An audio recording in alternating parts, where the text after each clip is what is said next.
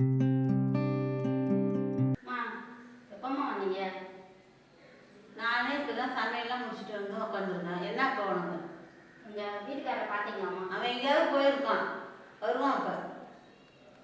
ஏம்மா இப்படி உங்கள் மருமகனை கேவலமாக பேசுகிறீங்க? ஊரில் உள்ளவங்களாம் என்ன நினைப்பாங்க? நான் இப்போ அவனை என்ன தப்பாக பேசுனேன்? நான் இல்லாமல் வந்துட்டேன்.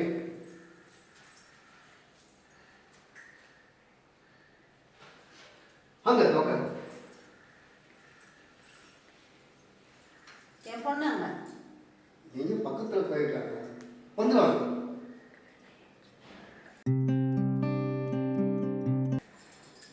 என்னதான் தெரியும் உனக்கு? இதே தான் சொல்லிட்டு இருக்க. கல்யாணம் ஆகி 5 வருஷம் ஆகுது, ஒரு குழந்தை இருக்கா உனக்கு? சார் வாரம் வாங்கினா நானும் விட்டுணும், ஒரு டாக்டரை போய் பார்த்து கொடுக்கணும். சீக்கிரம் உங்களுக்கு நல்ல செய்தி. எத்தனை வருஷமா இதே சொல்லிட்டு இருப்ப? அம்மா அவரை எதுக்கு திட்டி அமிச்சிங்க? நீங்கள் தானே பார்த்து கல்யாணம் பண்ணி வச்சிங்க. நான் அவரை இழுத்து வந்தேனா?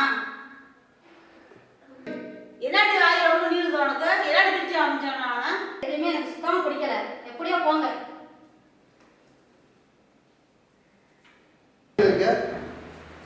அம்மா வந்து